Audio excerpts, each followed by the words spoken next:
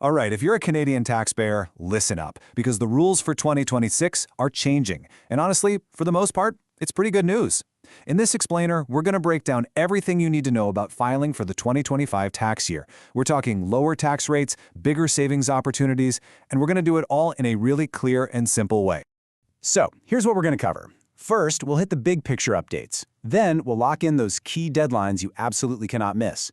After that, we'll dive into the new tax brackets, see how your paycheck is actually affected.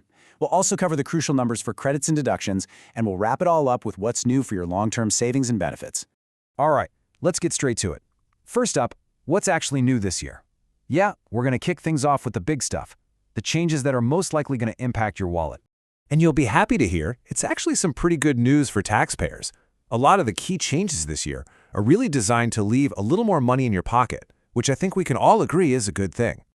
So what are the big headlines here? Well, there are three major updates to keep on your radar.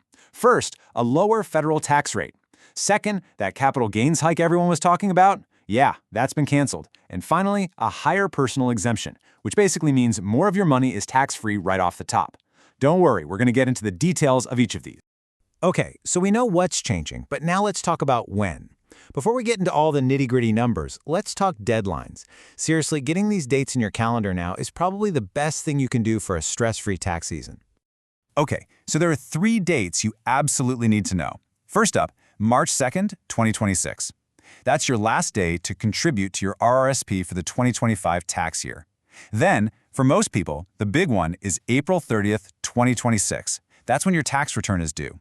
Now, if you or your spouse are self-employed, you do get a bit of an extension to file, all the way to June 15th. But, and this is super important, so listen up, even if you're self-employed, any money you owe the government is still due by April 30th. That deadline doesn't move. Now for the main event, the changes to federal tax rates. This is, without a doubt, the biggest update this year, and it directly impacts how much take-home pay you actually get to keep. So this really says it all, doesn't it? Basically, the tax rate on that first chunk of money you earn has been cut. It used to be 15%, but for the 2025 tax year, it's down to an effective rate of 14.5%. And hey, that 0.5% might not sound like a lot, but it all adds up. It means more of your money stays with you. Now you might be asking yourself, wait, why 14.5%? I thought I heard it was going down to 14. And that's a great question. Well, it's because the tax cut was actually implemented halfway through the year. So for this tax year only, they've kind of blended the old rate and the new one to give us this prorated rate of 14.5%. But going forward, from the 2026 tax year onwards, you'll see that full 14% rate. And here's the full picture. So you can see that new 14.5% rate kicks in on the first, $57,375 you make. The other brackets, you'll notice, have also been bumped up a bit to account for inflation, so take a second to see where you land. This table right here is basically your cheat sheet for the federal tax rates this year. All right, so tax rates are one thing, but the other side of the coin is, of course, your credits and deductions. These are the magic numbers that help bring down how much tax you actually owe at the end of the day. Now this number is a big deal, $16,129. This is the new Basic Personal Amount, or BPA.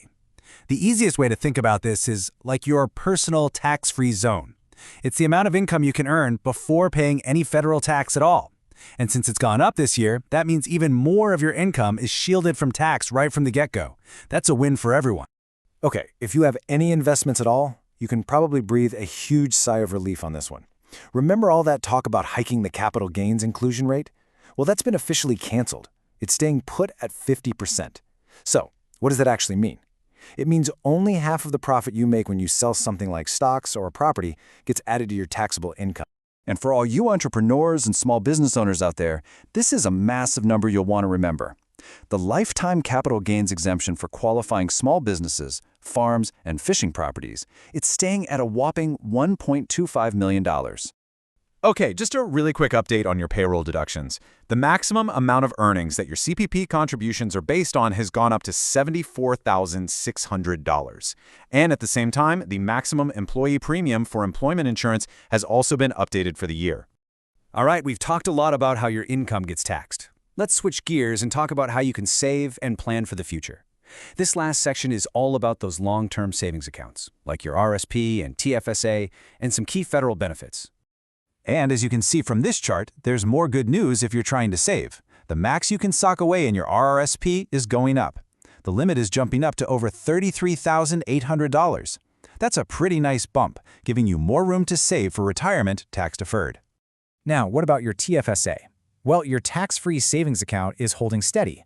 The contribution limit for 2026 is staying put at $7,000. You know, sometimes no change is good news. It makes planning super straightforward, and you can keep growing those investments completely tax-free. And finally, let's touch on two big federal benefits that are changing. So, for families, the Canada Child Benefit payments are going to get a little bump, about 2% starting in July of 2026. But, and this is a big one, we're seeing the end of the Canada Carbon Rebate. Since the federal fuel charge was removed, those rebate payments are going to stop after October 30th, 2026. So that's definitely something to be aware of. So after all that, what's the bottom line? It really boils down to two key themes for this tax season. First, more of your money stays in your pocket. Simple as that. That's thanks to the tax cut and keeping those investment rules stable. And second, you've got more room to save for your future, especially with that higher RRSP limit. And that just about wraps it up. So, as you're taking all this in, I want to leave you with one final thought. Look, knowing about these changes is great, but it's what you do with this information that really matters. So my question for you is, with all this in mind, what's the one adjustment you're going to make to your own financial plan this year? Thanks so much for watching.